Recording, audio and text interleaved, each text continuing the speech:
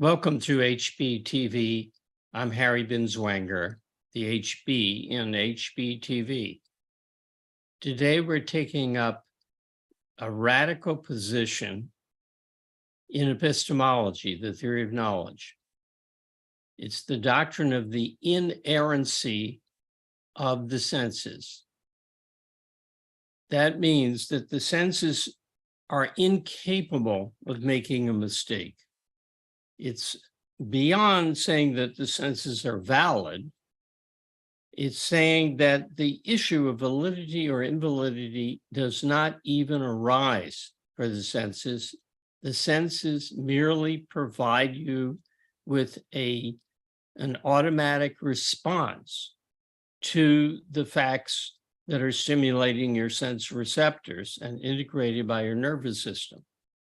So it provides you with a scene. And there's no such thing as being mistaken or deceptive in doing that. First of all, what is perception, sensory perception? Well, I mean, things like seeing, hearing, smelling, tasting, the traditional five senses and some bodily senses, the sense of pressure and warmth and coldness on your body and internal aches and pains and muscle stretches and positional things. There's no real mystery about what sense perception is in that regard. I've put it into a definition. It's a little bit involved, but it's worth stating. Perception is the ongoing awareness of entities. Entities is important. Ongoing is important. It's not the awareness of the split second. It's the ongoing awareness that I'm now having, and you're now having as I move around, of entities, things, in their relative positions. Space is important to perception as opposed to more primitive forms of awareness such as smell, which is not spatially located for you. But seeing and hearing and touching and even the internal bodily things are. The ongoing awareness of entities and their relative positions gained from actively acquired sensory inputs. So they're gained through the senses, the sense organs, and those inputs from the interface with the environment are gained actively, meaning you go out and you explore the world, you move around, and that's essential to the full perceptual level. All knowledge begins with, develops out of, and is tested against sensory perception. Incidentally, I've been asked, why do I say sensory perception sometimes? Because the term perception can be used in a wider, more general sense. He perceived that the crowd was against him. He perceived the truth of the Pythagorean theorem. But we're talking about literally seeing, touching, tasting, hearing. We're talking about sense organs being stimulated by the world, and you're perceiving the world in that basic form. So sometimes I use sensory perception. Perception is different from sensation, which I don't think human beings really have. They are in a more advanced level than that, but lower organisms are restricted to local response to things stimulating their sense receptors, such as taste is a local response, and smell, chemoreception, reception, and feeling of pressure and temperature. Those are local things. But when you look out on a scene, as I'm doing now, I see a world. I see things located in space. I see things very distant from me. I can see stars that are billions of light years. I was going to say light years, but billions of light years away.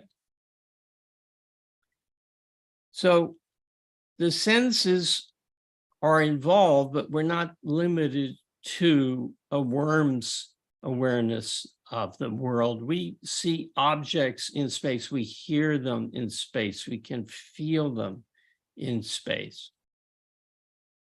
That, I think, is essential to the full perceptual level.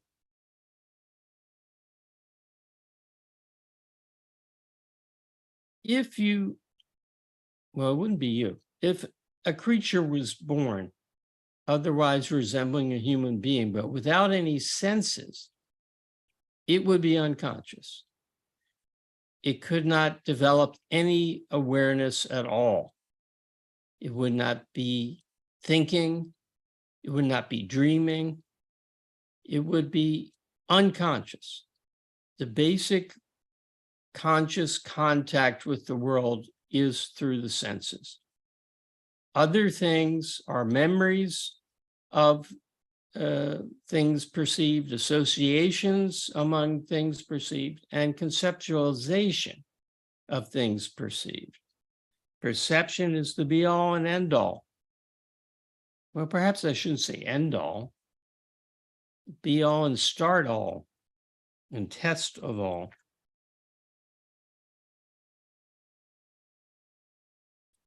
It's often said that the senses are valid, but if you understand that the senses are deterministic and physically based, you can see that the term valid doesn't strictly apply.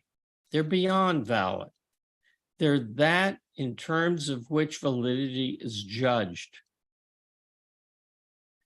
That on the basis of which validity is judged. They are the ultimate court of final appeal.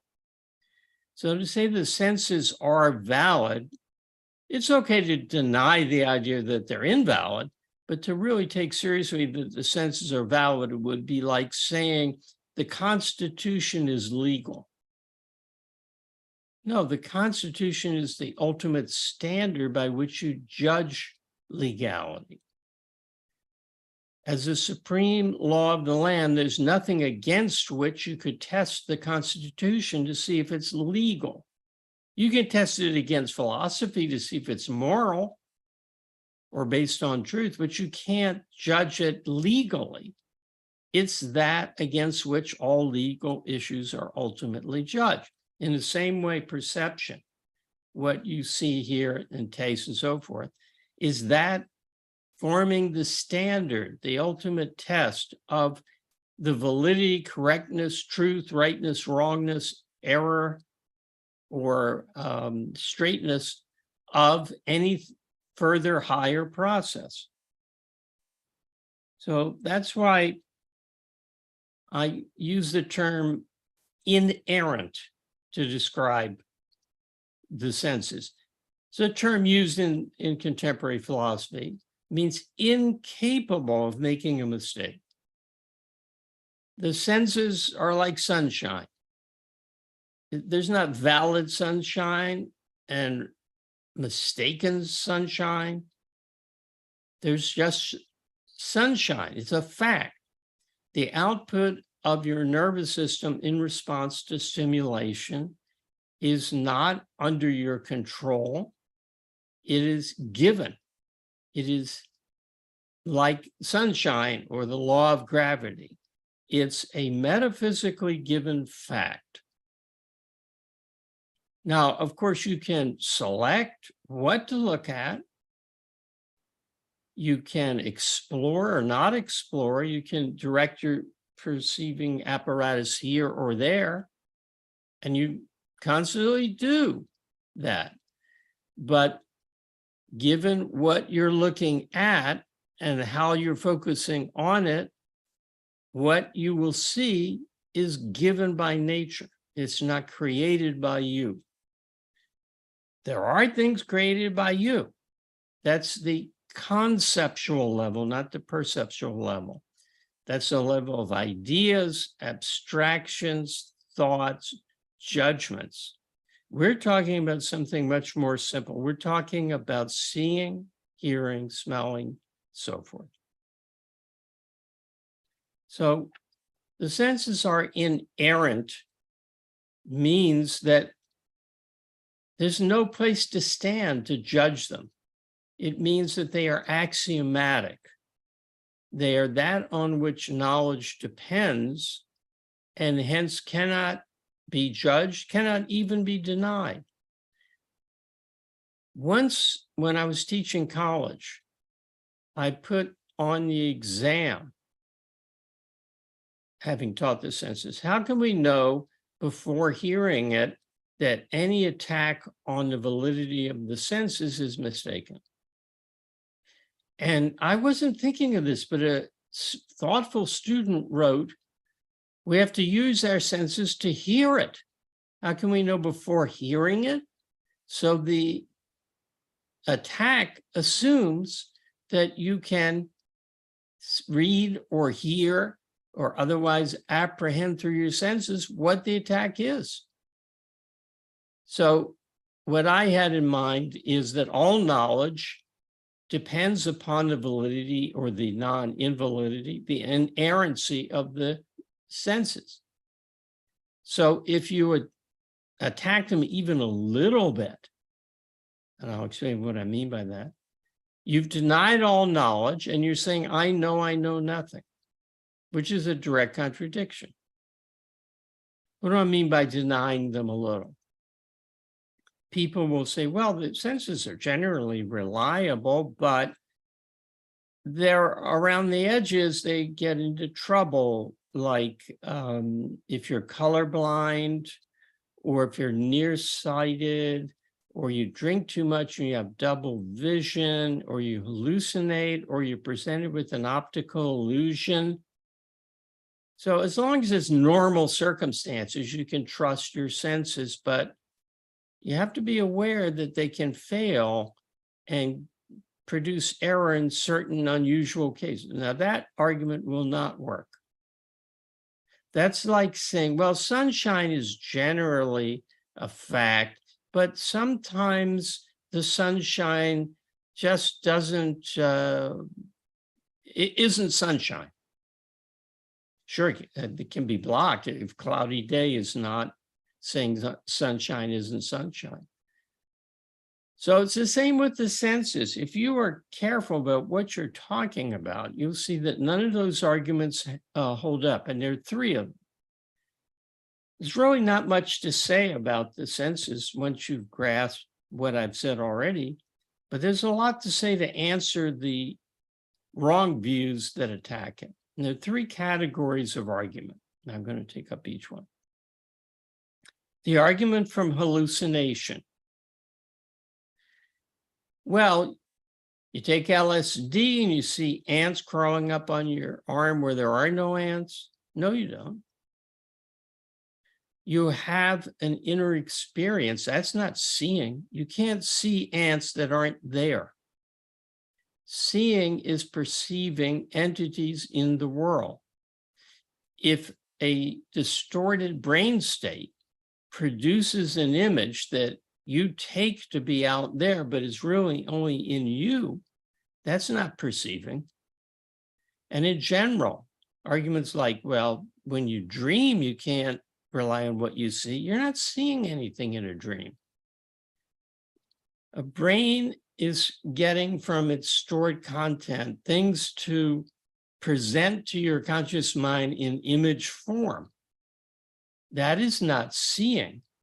That is imagining or visualizing or projecting. It's some state other than a perceptual contact with reality. That's the essence of what a hallucination is. If there were ants there, there wouldn't be a hallucination. Then it would be seen, oh my God, I got ants on my heart. So if we have to bracket off hallucination, perception and hallucination are opposites. That leaves two arguments against perception. One is the argument from sensory illusions. You know, optical illusions, things that look one way, but they aren't. A stick put in to water, straight stick, like your pencil, you put it into a glass of water and semi-submerged, you look at it from the right angle, and it looks like it's broken and bent off at an angle when it isn't. Yeah. That experience describes from a certain perspective what you see. Yeah, that happens. And when you look at distant mountains, they can look blue. When you get up close, you see, oh, it's green foliage and brown dirt there. It's not blue. Maybe it was the haze in the atmosphere made them look blue. But the conditions of perception do not come with a judgment. This is the confusion of the intellect with the senses. The senses tell you so-and-so, but so-and-so is wrong.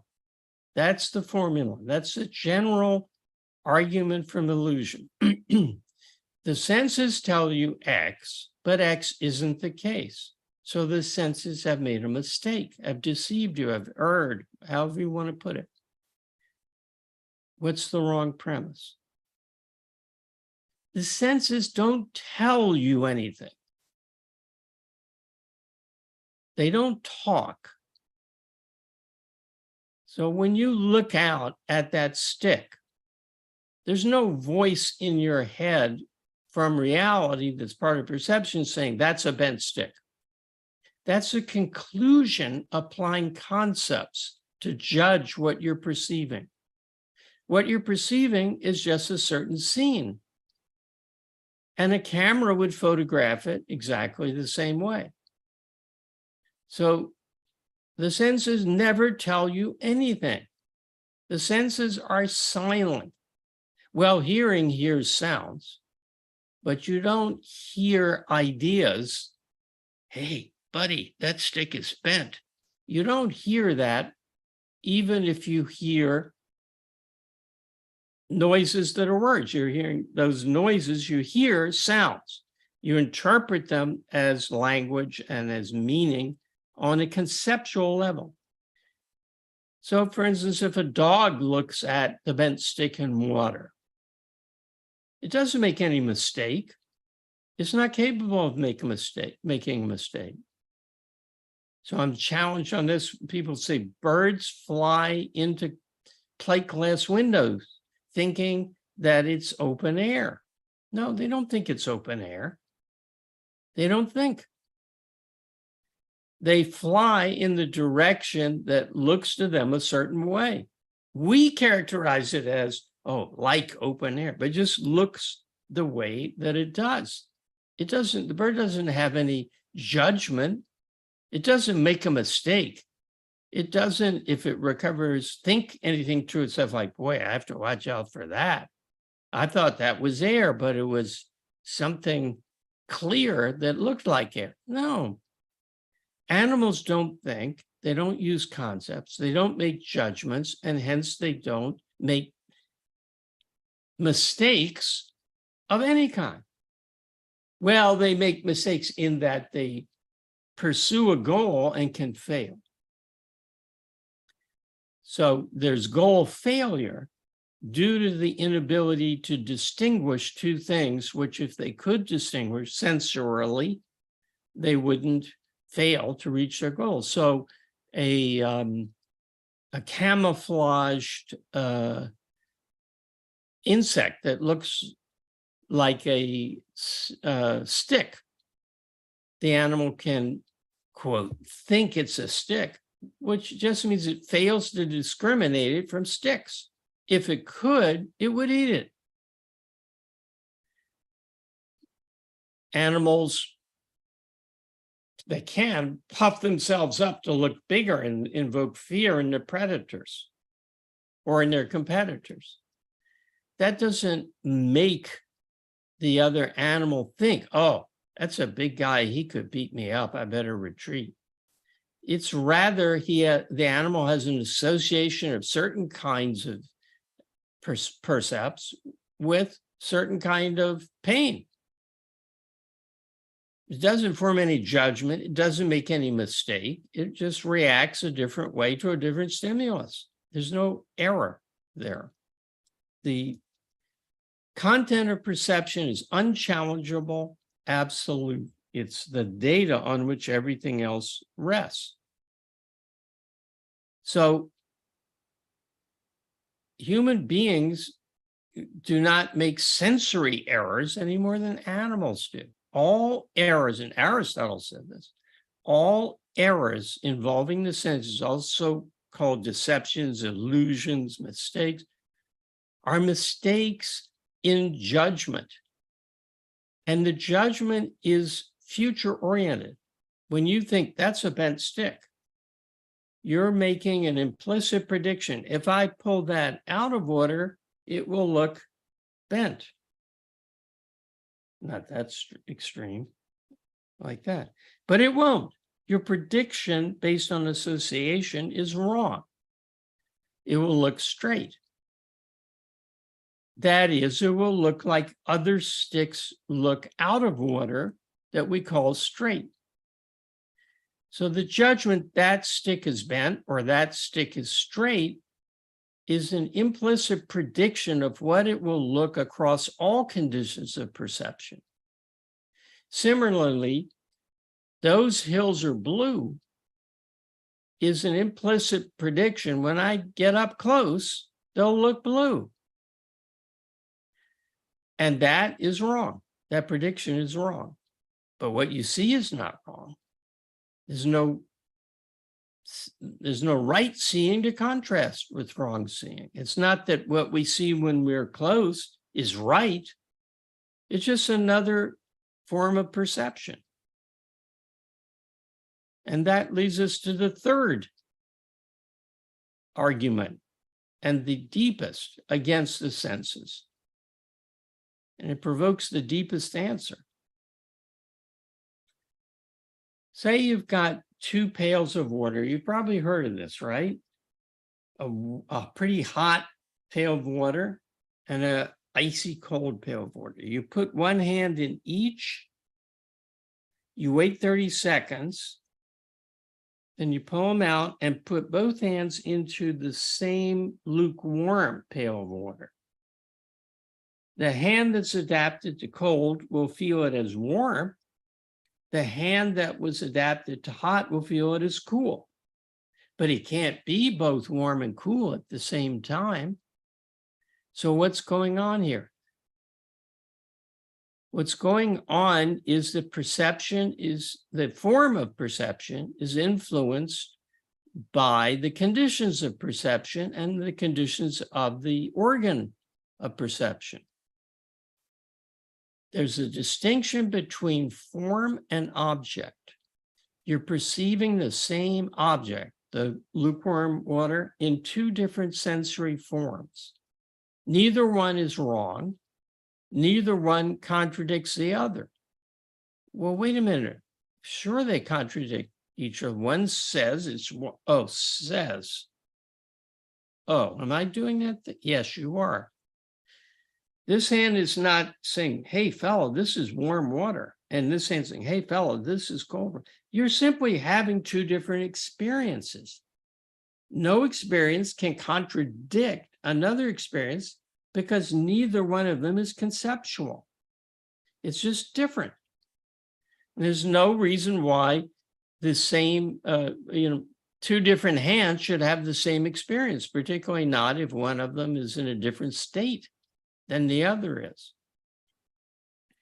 So the form of perception, the form in which we grasp reality on the sensory level, is dependent upon three things: the nature of the object, like the water, the nature of your nervous system, and the conditions of perception. Now, the conditions of perception don't enter too much here in any way I can think of. unless you want to take into account the previous conditions where you adapted one hand to hot and one hand to cold. But your hands, the temperature is really a response to net outflow or inflow of heat, not to absolute temperature. That's another point. The form of perception is not a volitional thing. It's not your free will. How shall I see this? Maybe looking out, I see some palm trees. Maybe I'm going to choose to see them as red. Can't do it. I'm seeing my burnt umber jacket in the monitor. I'm going to choose to see it as a pink fur. I can't do it. How you perceive, what you perceive is determined by the state of the thing you're perceiving, the state of the medium through which it's transmitted, through air or through water, whatever the medium is, and the conditions thereof, and where you're standing and your angle. Those are the conditions of perception, and of your own physiology and your own state, your equipment and your state, the thing in the distance that you're seeing, even if the distance is only this far, and the conditions under which you're seeing it, if we're talking about vision. Given those three facts, how you will perceive it is metaphysically set. It's necessitated by the law of cause and effect. It could no more be different than it is than a stone could decide to fly up when it's released. As such, it too is not judgeable. Well, that's not strictly true. There's one way you can judge it, and that's just to close up the last little loophole. You can judge the quantity of information that you get. The person who is colorblind does not perceive a different reality. He fails to be able to discriminate colors that a normally sighted person can. So the quantity of information you get through your senses is dependent upon the senses, but the quality of that as information is an absolute. It's a given. Whatever information you pick up is information. It's up to your intellect to identify, is this an actually bent stick, or is this the refraction of light due to the water, so that it looks like a bent stick looks when it's out of water, but it won't. Your mind has to judge all that, but the information it gets is absolute. You know, the extreme of the color blindness is total blindness. Would you say a blind man inhabits a different reality? No, unless you're being poetic.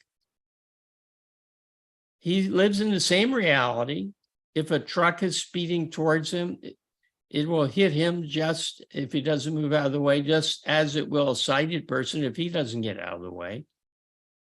It's simply that he cannot get the information that a sighted person can. And a colorblind individual gets most of the information, but he cannot distinguish between shades that a normal sighted man can. And you know, the tests for colorblindness, what are they? The little dots on a background, and if you can't appreciate the subtle differences between close by shades, you don't see a figure. So it's the less quantity of information. The color sighted individual sees a 9 there. You don't see the 9, you just see dots. I know because I'm slightly colorblind. So the quantity of information pickup depends upon the healthiness of your senses and on their normal range. We don't see ultraviolet light, but bees can. We can't hear frequencies of sound that a dog can. That doesn't mean there's a different world or our senses aren't perceiving reality or any of that stuff. It means the senses are limited by their nature as physical instruments. And I want to tie this up with this being the form-object distinction. By taking seriously that the senses are physical instruments. So suppose you have a thermometer, a mercury thermometer, that as the temperature goes up, mercury, which is a metal, even though it's liquid, expands. And it's a very thin little column of mercury, so it moves up. That's the only place it can go, up. So you read the level on a calibrated scale. Now, suppose it's wrong. That means the calibration is wrong. It doesn't mean that mercury doesn't expand. It doesn't mean that the laws of physics have changed for your thermometer. It means the marks made on the glass that enable you to count the number of gradations is off. Suppose you've got, in the old days with thermometers like that, you used to get little air gaps, and there'd be a piece of mercury above the gap and the bulk of it below. And as the temperature increased, both pieces would move up the scale. Surely that's an error on the part of the thermometer. No, it just means you have to recalibrate the scale. That change, even if it isn't linear, even if the compressibility of the air in between, if there is air in between, means that it will have a larger gap at the lower temperatures and a smaller gap. I don't know if that's true, but smaller gap at the higher temperature. If we assume that's true, that just means you have to calibrate it on a logarithmic scale. But the instrument still serves to measure the temperature, and your eyes still respond to what they respond to.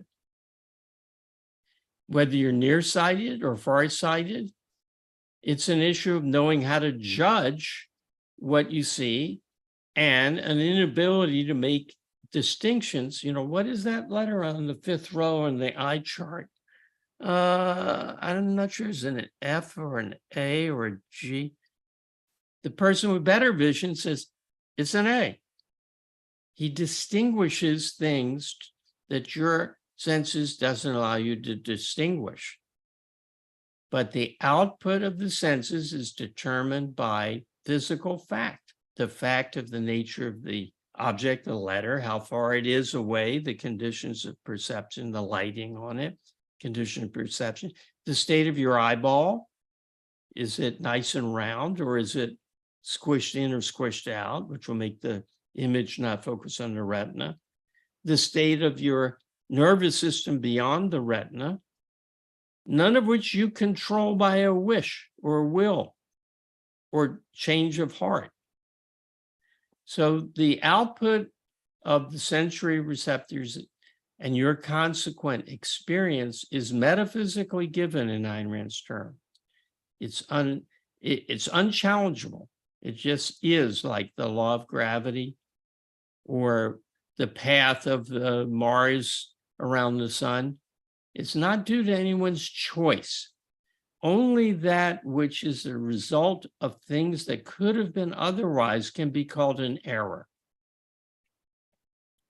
Only if your choice is responsible for a mismatch between what you thought would happen and what did happen.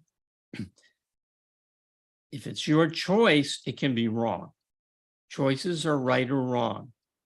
So you can have right ideas because they're the product of your chosen thinking.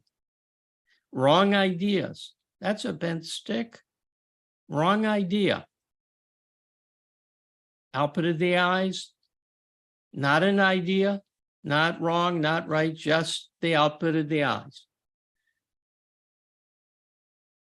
So if you want to read two good things on this, read my book, How We Know. I have a whole chapter on perception, and it's a long chapter. I go into all these issues in some detail.